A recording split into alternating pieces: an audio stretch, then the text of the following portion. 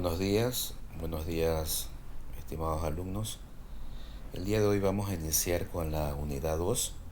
Como pueden apreciar en la pantalla, la unidad 2 comprende específicamente todo lo concerniente a la parte neumática, la cual vamos a ir dando poco a poco. El día de hoy vamos a dar la introducción, vamos a ver varios conceptos generales y vamos a ir avanzando poco a poco. Esperemos que el tiempo nos dé para hacer unos ejercicios y poder también enviarles a través de la guía y documentos que van a ver ustedes en su plataforma, eh, ejercicios sobre caudal. Bien, entonces, en las clases anteriores habíamos establecido que los fluidos pueden ser tanto líquidos como gaseosos. Y dentro de los gaseosos tenemos el aire. Si bien es cierto, la asignatura no se llama mecánica de fluidos, pero ustedes podrían consultar aquellos libros que tienen ese título, mecánica de fluidos. En ingeniería se le llama a la asignatura mecánica de fluidos porque efectivamente se ven todos los tipos de fluidos que pueden existir, y específicamente en los gaseosos están pues aquellos como el argón, el propano, el GLP, el aire y cualquier otro gas, el helio, el amoníaco, cualquiera de estos gases que son relacionados a la parte industrial. En nuestra asignatura, como tecnológicos, vamos a ver todo lo que es concerniente al aire propiamente. Bien, como ustedes sabrán, pues el aire nosotros lo respiramos, el aire está en la naturaleza, pero ese aire, para poderlo utilizar como una fuente de energía, como una fuente de trabajo, sí, en condición energética, nosotros lo comprimimos, y eso vamos a ir viendo poco a poco a través de esta clase.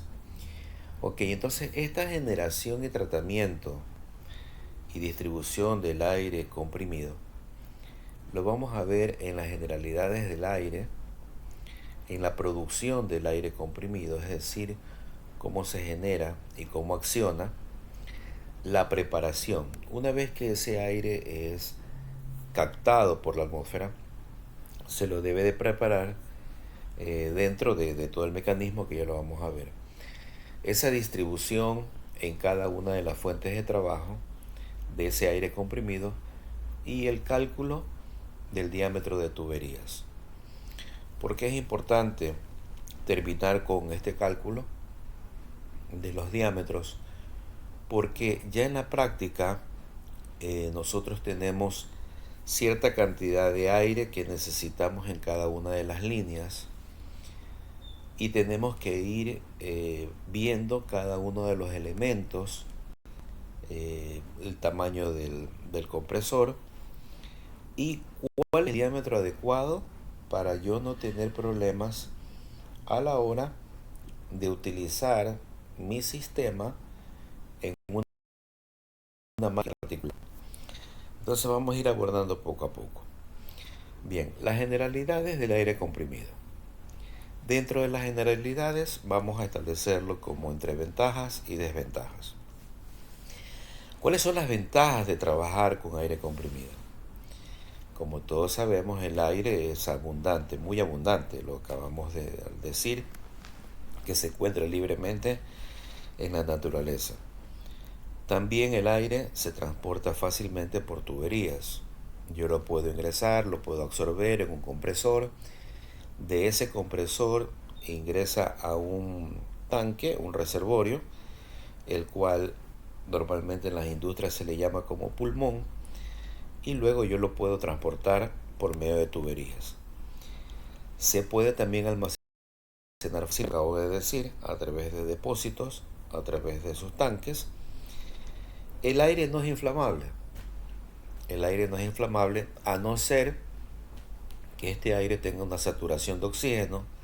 Ese es otro tema, pero eso es bien tendrá que ser muy provocado para poder hacer que ese aire que está al 21% de oxígeno podría convertirse en inflamable a través de otros mecanismos. Pero en condiciones naturales no es inflamable, no es tóxico, incluso lo utilizan para ciertos mecanismos en la cual está involucrado eh,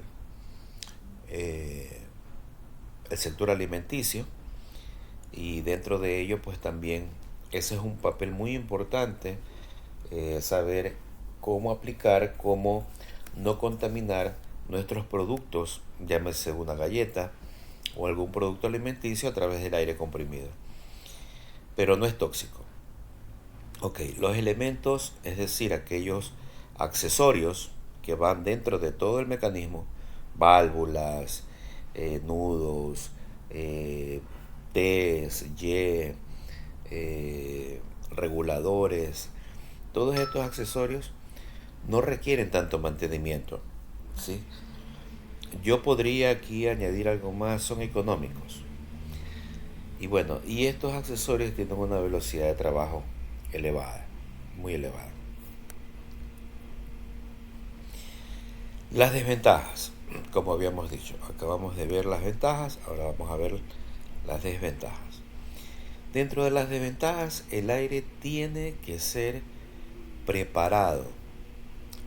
Tiene que ser primero preparado antes de ser usado, ¿sí? Y esa preparación es a través de unos filtros para retirar las impurezas y la humedad.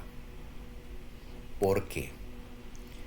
Porque si yo ingreso el aire de manera cruda, sin haberlo filtrado, yo voy a correr el alto riesgo de que mis accesorios dentro de mi equipo se humedezcan y exista una corrosión interna. Y eso a mí me va a perjudicar notablemente. La humedad no es buena en los equipos.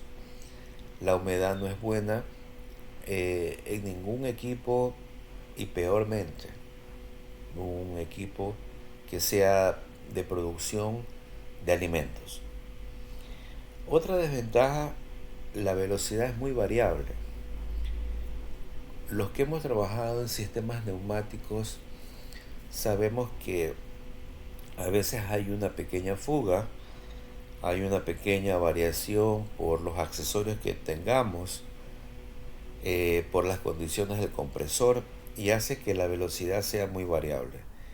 Y eso requiere un chequeo muy a diario, muy minucioso, eh, dentro de parte de la operación propiamente, no tanto del mantenimiento, sino del expertise de la operación de la persona que está al frente del equipo en el día a día, en la parte productiva. La fuerza límite ronda entre los 20.000 a 30.000 newton. La fuerza límite. Es decir, no puedo tener más allá de esa fuerza. Los escapes del aire tienden a ser ruidosos. Sí, efectivamente. Una máquina que esté trabajando con aire comprimido tiene unos golpes que ya uno se familiariza con ellos, pero sí son ruidosos, siendo necesario el uso de silenciadores para no tener ese golpe que a veces suena. Ok, propiedades sobre el aire. Ok, el aire no tiene forma ni volumen, es decir, el aire yo lo puedo encapsular, yo lo puedo atrapar en cualquier forma, pudiendo variar esta forma de valor, tales como expansión y compresión, siendo la compresión el más utilizado en la neumática. Por eso es que se habla de aire comprimido. ¿Sí? Aire comprimido. Fíjense, nosotros, el cuerpo humano, tenemos un sistema de aire comprimido. que son los pulmones. Los invito a ustedes a coger un globo, 2 globos, 3 globos, inflarlos ustedes, y ustedes van a ver ese volumen abierto en los globos, y eso estuvo en sus pulmones. Entonces, sí, alguien me podría decir, pero profesor, yo cojo aire y lo paso al globo. Sí, justamente ese sistema es un sistema de aire comprimido, donde pasa por nuestro cuerpo y nosotros, a través de un trabajo interno que no lo conocemos cómo funciona porque no somos doctores, eh, pasa por nuestro sistema respiratorio, por nuestros pulmones, y logra hacer ese trabajo de inflar el globo. El aire que respiramos, que les había dicho hace un momento, es una mezcla de diferentes gases, diferentes. Aquí los hemos puesto en dos propiamente, pero ya vamos a ver el resto. Donde el nitrógeno es el 78%, el oxígeno es el 21%, quedando un remanente de otros gases y contaminantes en menor cantidad como argón, hidrógeno, xenón, criptón, dióxido de carbón, vapor de agua, polvo, polen, etc. Cuando nosotros estábamos en la escuela nos decían que habían gases raros. Estos son los famosos gases raros. Bien, la densidad. Acuérdense que vimos clases anteriores el cálculo de la densidad. Es decir, aquel peso, aquel masa que ingresa o es capaz de estar depositado en un volumen, en un área. Es decir, en el caso del aire a ciertas temperaturas tiene cierto comportamiento de densidad. Aquí lo vemos en este cuadrito. Si yo lo tengo a 0 grados, que ya es frío, estamos hablando que es de 1.29 kilogramos. Es decir, yo a esa temperatura puedo tener en un metro cúbico, en un cubo de 1 metro por 1 metro por 1 metro por 1 metro, ahí yo obtengo 1,29 kilogramos. Pero ¿qué sucede? Que conforme yo aumento la temperatura, voy a tener menos aire. Repito, mientras aumento la temperatura, voy a tener menos aire. Si yo estoy a 50 grados centígrados, entonces yo, al estar a 50 grados centígrados, yo tengo 1,09 kilogramos por cada metro cúbico. Ok, esto también es muy aplicable a la medicina. Si yo voy a un lugar como Bolivia o como Quito y estoy a una temperatura baja, yo tengo más aire allá. Pero ese aire no tiene la misma calidad que la tengo acá a nivel del mar. Pero en cambio, existe otro fenómeno que se llama presión atmosférica, y nosotros a nivel del mar tenemos mayor presión atmosférica, y esa combinación es la que nos hace dificultoso poder respirar en la parte alta, llámese en Quito o en Bolivia. Bien, ¿cómo se hace una instalación básica? Algo sencillo de un circuito neumático. Vamos a ver aquí con el mouse. El aire, si yo lo capturo, yo lo recepto a través de un compresor. Aquí viene de la atmósfera.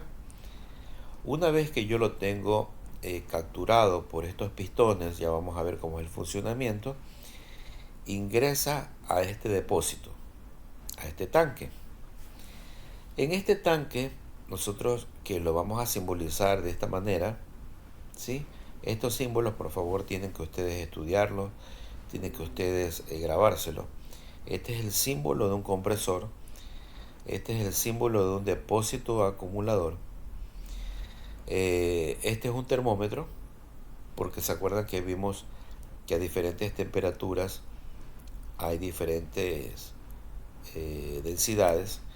Entonces aquí tenemos un termómetro, tenemos un manómetro, ¿sí? Es decir, para poder medir la cantidad que existe. Tenemos una válvula que hace que cuando yo tenga un exceso de presión sea liberada. Tenemos un purgador, esto de aquí sirve para poder quitarle la humedad, porque acuérdense que vimos que parte de los elementos del aire es que tiene agua, tiene vapor de agua, y esta agua se condensa. Esta agua que vimos aquí de parte de los elementos se condensa, se queda como líquido, y eso hay que purgarlo, hay que trabajarlo, hay que sacarlo. Ok, luego que ya está todo este aire trabajado, purgado, almacenado aquí, pasa por estas tuberías y se encuentra con un elemento de protección. Algunos le llaman unidad de mantenimiento. Si ustedes lo pueden encontrar como unidad de mantenimiento, que no es otra cosa que una purga, un filtro, que aquí también se purga, aquí también hay humedad. ¿Por qué se hacen estos controles? Para evitar que al sistema llegue ese aire de esa manera sucia. Por eso es que al aire hay que trabajarlo, hay que prepararlo. Aquí tenemos un elemento de control, sí, que puede ser un regulador. Eso ya lo vamos a ver. Y acá se lo simboliza como la válvula, que es donde prácticamente es un accionador. Por eso se llama de control. Luego continúa por la tubería, que es el medio de transporte. Aquí está la simbología. Y hasta que llega hasta nuestra unidad de trabajo. En este caso es un pistón, pero puede ser otro elemento. Y de esa manera es la instalación básica de un circuito, ¿sí? de un sistema neumático. Tengan mucho énfasis en esto. Esto es muy importante que ustedes lo sepan, este diagrama.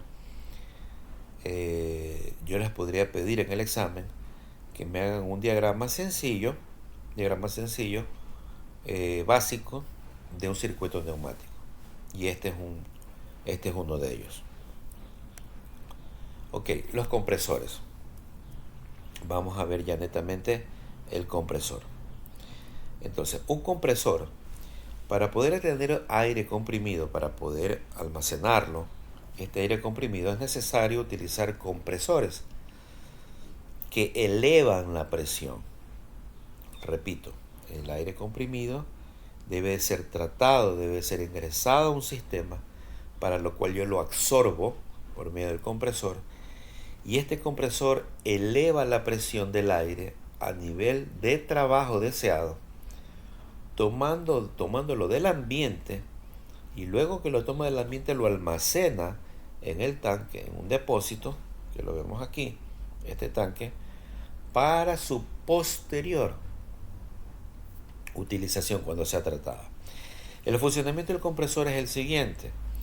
Al suministrar energía eléctrica, ¿por qué? Porque este compresor es eléctrico, el motor eléctrico se enciende. Acuérdense que un motor es un motor, aquí está. Luego dice que una banda hace girar el volante, hace girar la polea, al que se le acopla el cigüeñal, donde está acoplado aquí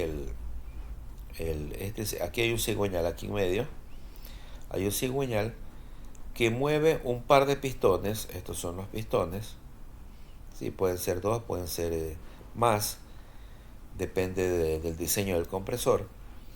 Sí, se mueven los pistones que succionan el aire ambiental, el aire del ambiente, y una vez que lo absorbe, lo comprime. Luego que lo dirige al depósito, acá donde está, donde se lo almacena. Un presostato, ¿sí? Es decir, aquel instrumento que regula la presión, controla el límite de presión del aire en el depósito. Cuando el tanque alcanza, este reservorio, el tanque alcanza cierta presión, 150 psi, por ejemplo, vamos a suponer que esté calculado de esa manera, el presostato corta el suministro de corriente al motor y lo apaga. Por eso que ustedes habrán visto que el compresor se prende y se apaga. ¿Por qué? Porque esa presión de 120 psi cambia. Cuando la presión disminuye, el presostato arranca otra vez.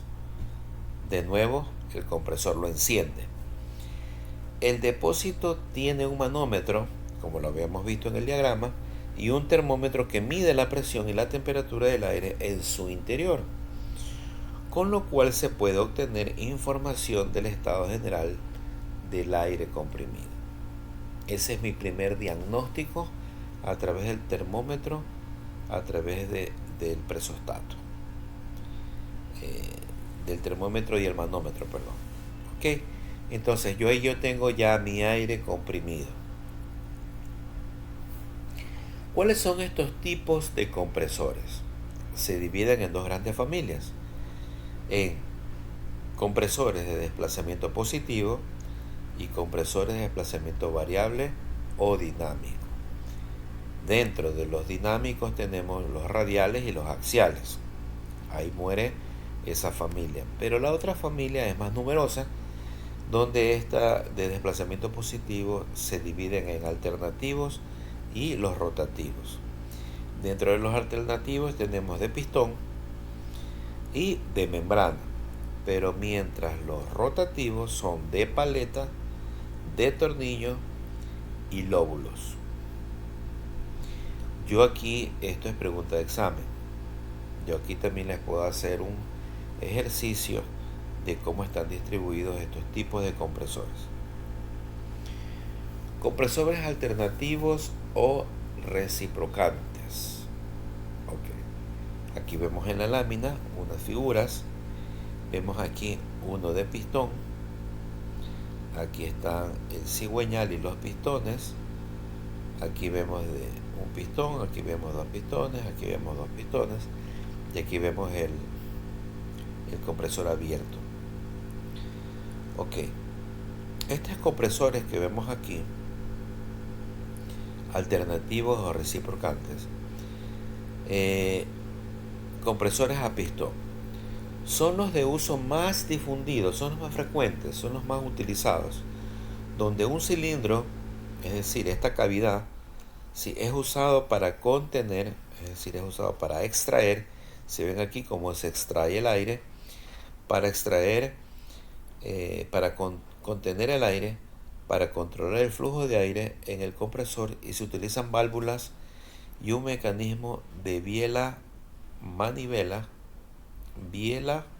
y manivela. Esta es la biela, sí, y biela manivela, donde efectúa la compresión. Es decir, esto comprime y hace vacío y extrae. Comprime, hace vacío y extrae. ¿Ok? En el momento que comprime lo pasa al sistema. Y en el momento que baja, desciende, extrae. Estos compresores pueden ser monocilíndricos, es decir, de un solo cilindro, o multicilíndricos, como lo vemos aquí. Compresores de una etapa, compresores de dos etapas, ¿sí? Depende el diseño del fabricante. Bien, viéndolo interiormente, vamos a ver aquí cómo funciona la succión. Aquí está la entrada del aire, como habíamos visto, ingresa con mucha suciedad. Este vendría a ser esta distancia que existe entre la pared superior del cilindro. Esta cavidad se llama cilindro y este es el pistón, en la cabeza del pistón. Ese espacio se llama cámara de compresión. Ok, aquí yo tengo una válvula. Esta válvula es la que me permite. Aquí también tengo otra válvula. Esta se abre en el momento que succiono. Bajo, desciende el pistón. Esta válvula está siempre allí como tapando el ingreso donde hace que el aire en el momento que se comprima trabaje y vaya de otra forma, ya comprimido, el aire natural vaya comprimido e ingresa al sistema. Ok, vemos aquí válvula aquí y válvula acá. Una vez que es comprimido el aire e ingresa al sistema, ¿sí? Ya estamos de esta manera absorbiendo y conteniendo, almacenando eh, el cilindro. Ok, aquí tenemos un contrapeso que hace la función de balancear el sistema y el cigüeñal. Ok, el paso número 1. Cuando el pistón baja, se abre la válvula de admisión, permitiendo que ingrese aire al interior del cilindro. Mientras que el 2, la etapa 2, es cuando el pistón sube, cuando el pistón ya está en la parte superior, y se cierra la válvula de admisión y se abre la descarga, permitiendo que el aire que continúa, que tenía el cilindro, sea desplazado hacia el depósito de aire comprimido. Ingresa, la válvula acciona. Una vez que el aire está dentro, es como una válvula cheque, ya no se regresa y ya queda atrapado el aire comprimido. Ese es el sistema básico, el principio de cómo funciona un pistón en este sistema de aire comprimido. Bien, aquí vemos otra ilustración. Ya esto es un motor más complejo, ¿sí? A pesar de que es un solo pistón, lo vemos aquí ya con todos sus elementos, el motor eléctrico y cada una de sus partes del compresor. Bien, el compresor de tornillo, ¿sí? Habíamos dicho, por favor, tienen que recordar siempre este diagrama. Ahora estamos acá, un compresor de tornillo, estamos dentro de los rotativos, hay paletas, tornillos y lóbulos. Entonces, dentro de los de tornillo, ¿sí? Tenemos estos sin fin, ¿sí? Rotor hembra, rotor macho, y estos cómo funcionan. Extraen, sí, vamos a ver lo que dice. Este tipo de compresor es muy utilizado en la industria porque pueden dar caudales muy elevados, es decir, mucha cantidad de aire por unidad de volumen, bastante. Miren, 24.000 metros cúbicos, ¿sí? Por hora, eso es bastante. Con una presión de 10 bares. Una cosa es la cantidad de metros cúbicos por unidad de tiempo, la cantidad de metros cúbicos por hora, por minuto, por tiempo, y la capacidad de que puedo yo almacenarlo. 10 bares, es decir, 145 psi. Si se colocan en serie, pueden alcanzar presiones de hasta 30 bares. Es decir, 435 psi. Ok. Aquí vemos que funciona a través del motor eléctrico. Aquí está el ingreso, que es la succión del aire propiamente. Comprime, jala ese aire, y porque es un mecanismo propiamente mecánico, si ustedes se dan cuenta, es 100% mecánico, sale el aire ya comprimido. Aquí también tiene una válvula, ¿no? Ok, funcionan mediante dos rotores helicoidales que giran dentro de un cárter en sentido contrario. Es decir, se encuentran entre sí en sentido contrario e impulsan el aire en forma continua creando un caudal. Ok, ese es el principio. Ok, vamos a verlo aquí en corte. No, este es el de paletas. Este es el de tornillo y este es el de paletas. En el de paletas, claro, es una forma no concéntrica, ¿sí? Es una forma donde por un lado extrae y por otro lado hace la descarga comprimiéndola. Sí, es una excéntrica prácticamente. Estas paletas si se regulan y hacen la función al momento de rotar, van jalando el aire, jalan el aire y luego se comprime la aleta, si ven la aleta es la negrita, para depositar el aire aquí en la descarga. Este tipo de compresor tiene un rotor excéntrico que gira dentro de un cárter cilíndrico. El rotor está provisto de aletas, estas negritas, estas aletas retráctiles que se adaptan a las paredes del cárter a través de unos resortes que están allí, logrando comprimir el aire mientras esto gira. Y esto logra una presión de 7 bares. Este es menos que el de tornillo, es 101 psi. Bien, el proceso de compresión. Ok, ya comenzamos aquí a ver fórmulas, a ver un poquito de números. Ok, el proceso de compresión puede idealizarse como un proceso isotrópico que aplicado a gases ideales tenemos. Aquí tenemos la relación que existe de la compresión es igual a la presión absoluta del escape contenida en la presión absoluta de entrada. Y esto vemos aquí esta relación a través de esta fórmula. ¿Sí? Esto es como principio, para que ustedes tengan una idea de cómo no nacen los números de la presión, porque la transformación entre el aire que es resecto, esa relación que existe contra el escape o propiamente cuando ya está el aire comprimido. Bien. El aire a presión atmosférica, es decir, libremente en el aire, a una temperatura más o menos 25 grados centígrados, es comprimido hasta alcanzar 6,5 bares. El ejercicio aquí, un ejercicio sencillo, me dice, ¿cuál es la temperatura de descarga del aire? Entonces tengo los datos que estamos hablando que es una temperatura. Dice, ¿cuál es la temperatura de descarga? La temperatura 1, tengo 25 grados. La temperatura 2 es la que voy a calcular. La presión 1 es la que tengo aquí, de 6,5 bares. ¿Sí? Perdón, la presión 2 dice aquí, es comprimido hasta alcanzar 6,5 bares. La presión 2 es 6,5 bares. Y la presión 1 está calculada aquí. ¿Sí?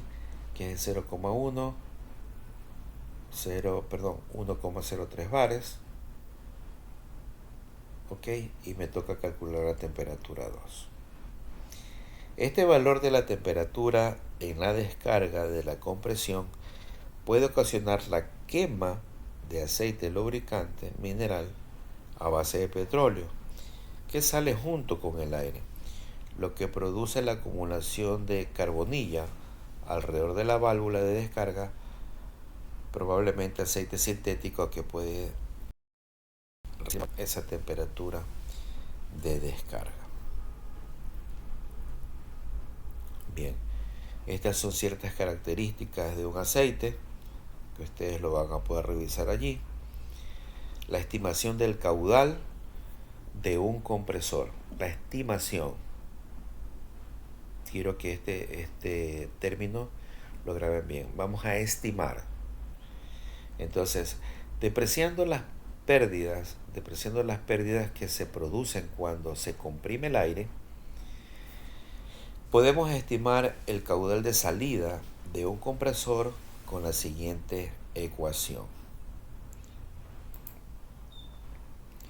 Bien, entonces, en esta estimación del caudal de un compresor, considerando que vamos a despreciar las pérdidas que se producen cuando se comprime el aire, es decir, asumiendo que no existen pérdidas, podemos estimar, por eso viene el término estimar, podemos calcular de una manera estimada el caudal de salida, ¿sí?, de un compresor con la siguiente ecuación. aquí por favor mucha atención. Para compresores reciprocantes de una etapa y rotativos tenemos esta fórmula, donde G teórico, ¿sí?, es el caudal aspirado en metros, ¿sí?, es el caudal. El caudal es metros, es la cantidad de metros cúbicos, es la cantidad de volumen por unidad de tiempo, ¿sí? Grábense bien esto.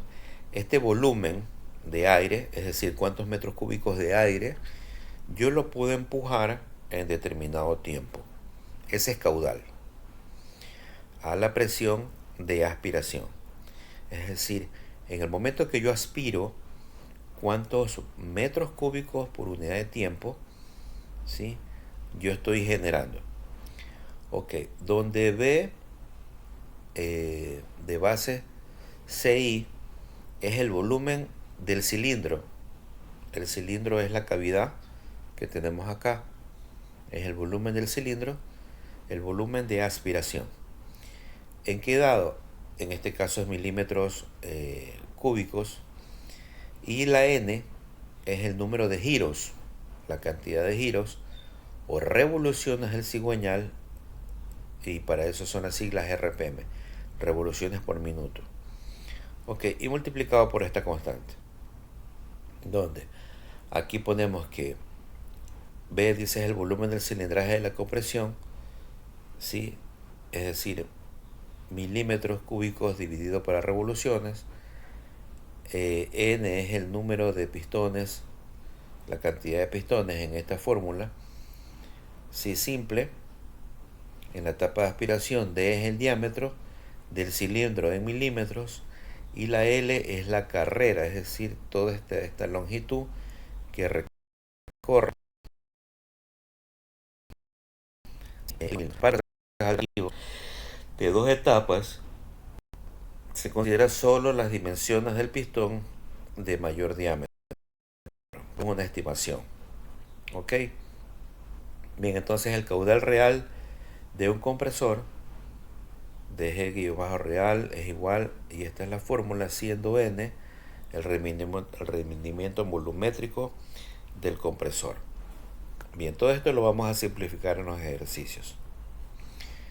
Ok, la condición normal establece los siguientes valores en los que se realiza la medición del caudal de aire comprimido. Un valor de la temperatura ambiente, es decir, a 273,5 Kelvin o 0 grados centígrados, un valor de presión atmosférica en la cota cero de 760 miligramos, y un valor, 1.0 bares, 1.013 bares, y un valor de humedad relativa del aire al 0%. Por lo tanto, cuando se facilita un caudal en condiciones normales, que tenemos acá, es decir, a Newton por unidades, si este caudal es el mismo en cualquier punto del planeta donde nos encontremos, independientemente de las temperaturas, altitudes y etcétera. Bien, estos son esquemas generales que por lo regular no los usamos, sino que es cómo se comporta el aire, y lo vamos a ir resumiendo ya propiamente en fórmulas mucho más sencillas de trabajo. Sí, pero este es para que ustedes tengan más o menos la idea de la terminología, de dónde se origina, cómo funciona, cómo se estima todo el proceso, para poder llegar a calcular ya las temperaturas, calcular el volumen, calcular el caudal de trabajo. Bien, estos son los compresores de una etapa, que son por lo regular pequeños, ¿sí? Son de uso ligero, son motores eléctricos de medio caballo hasta 3 caballos, son tanques pequeños de 40 a 180 litros, tienen una entrega de aire de 2 a 6 pcm o equivalentes a 90 psi, con una presión máxima de 120 psi. Y estos son ideales para pistones mecánicos, carpinteros, herreros y profesionales de baja escala que utilizan pocas herramientas neumáticas a maneras intermitentes. Bien, el uso semi-industrial, ya son medianos. Aquí ustedes lo van a ver en las diapositivas para que puedan ver las diferencias entre el pequeño y el mediano. ¿Sí? Luego están los compresores de 2 etapas. Sí, son aquellos que tienen ya un motor más grande, un pulmón más grande. Están accionados ya con motores de mayor envergadura, ya con pistones en su mayoría de 2 pistones. ¿Sí? Los tanques son más grandes, y aquí vemos la diferencia, ¿no? Vemos el de acá, el uno es hasta 3 HP, los otros son hasta 5 HP y este de acá tenemos hasta 20 HP, ¿sí? A pesar de que motores de gasolina tenemos de 10 HP. Bien, la regulación intermitente, este es un diagrama de manera general que ustedes lo van a ir viendo también conforme avanzamos en la asignatura. Sin embargo, este es un esquema general para que uno pueda guiarse, ¿no? Bien, el tanque propiamente del aire comprimido de un compresor es el que ustedes pueden ver allí como pulmón, y no es otra cosa que un cilindro, es una cavidad totalmente hueca, donde aquí es como un globo, pero metálico. Aquí internamente tengo el almacenamiento del aire como tal. Ok, dentro del depósito del aire, aquí están todos los elementos, cómo funcionan, para qué sirven cada uno de ellos. Por favor, quisiera que ustedes revisen esta diapositiva.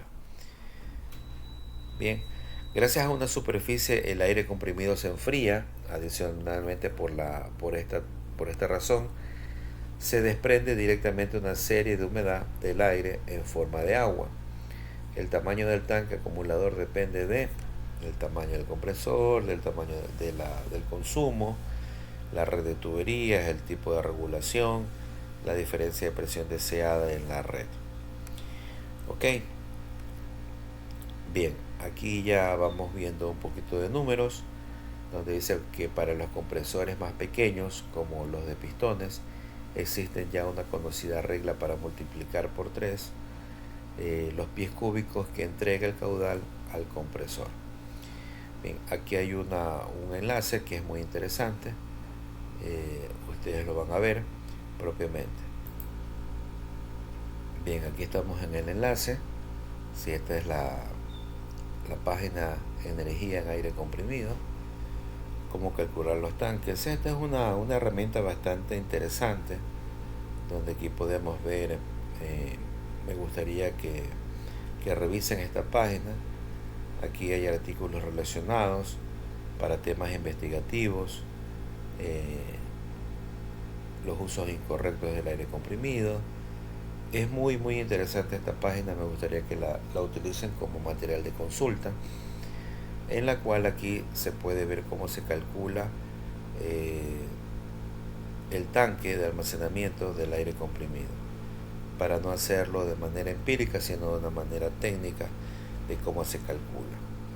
Ok, compresores de pistón, la regla de dedo, compresores de tornillo, control de capacidad, y así tenemos cada uno de ellos, las fórmulas que corresponden. Ok, me gustaría que ustedes la revisen. Bien, vamos avanzando. Métodos para la remoción de la humedad. Hay métodos de secado. De estos métodos de secado lo podemos dividir por absorción, por secado por absorción,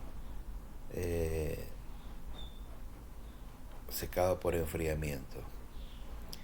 Estos son sistemas ya bastante complejos, sobre todo para el sector alimenticio, donde es muy sensible, que no podemos llevar impurezas al sistema porque contaminamos los alimentos.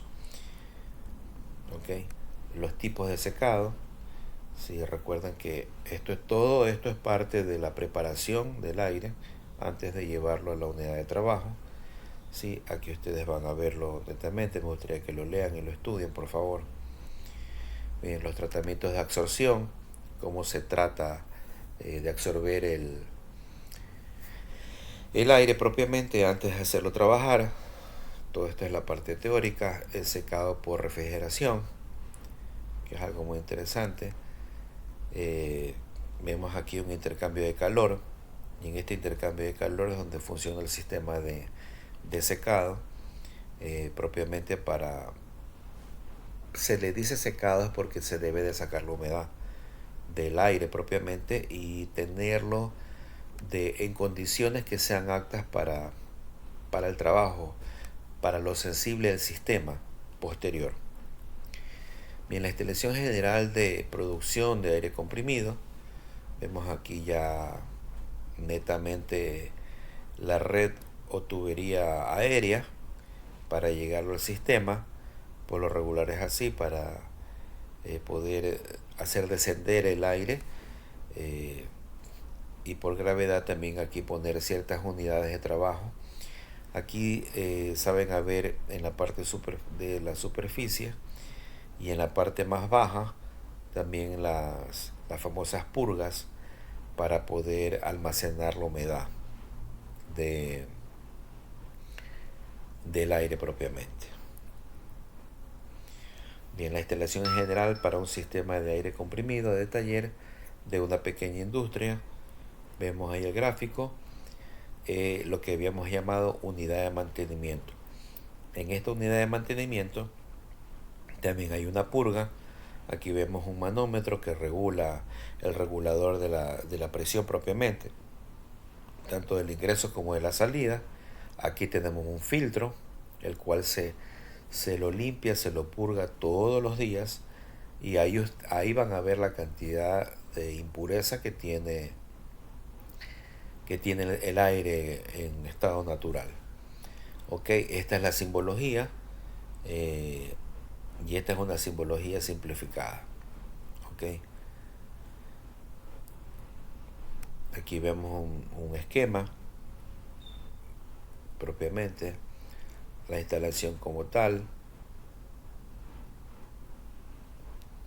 los tipos de redes, porque no todas las redes sirven o son aplicables, pero por lo regular la más utilizada es esta de anillo, donde todo el aire está en un solo círculo. Vemos aquí que el no terminar, igual está comprimido el aire, pero tenemos que hacerlo cerrar con una trampa. Ok, esto se llama red abierta y red cerrada. ¿Sí? Esto también podría ser una pregunta de examen. Hago un diagrama general de una red abierta de aire comprimido o de una red cerrada de aire comprimido.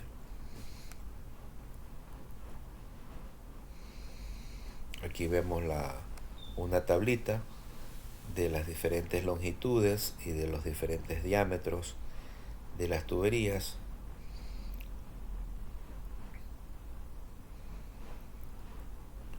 Las mangueras neumáticas, cómo son establecidas, sus características, y que la vamos a ver en el mercado para líneas neumáticas con velocidades de aire de 15 a 25 metros por segundo. Bien, aquí hay un ejemplo aplicativo. Si dice donde para las aplicaciones puntuales de tuberías o mangueras desde una válvula direccional hasta un cilindro neumático, se utiliza la fórmula de caudal en el interior de tubos. Ejemplo aplicativo, aquí está: calcule en pulgada el diámetro interior de una manguera que permita la circulación del aire comprimido con un caudal. Aquí vemos el ejemplo. Este ejercicio va a estar explicado en una guía que les voy a poner, y luego van a ver unos ejercicios aplicativos. En la guía que les voy a dar está el paso a paso de cómo se calcula todo el sistema. Vemos aquí la simbología. Aquí quisiera hacer énfasis, por favor.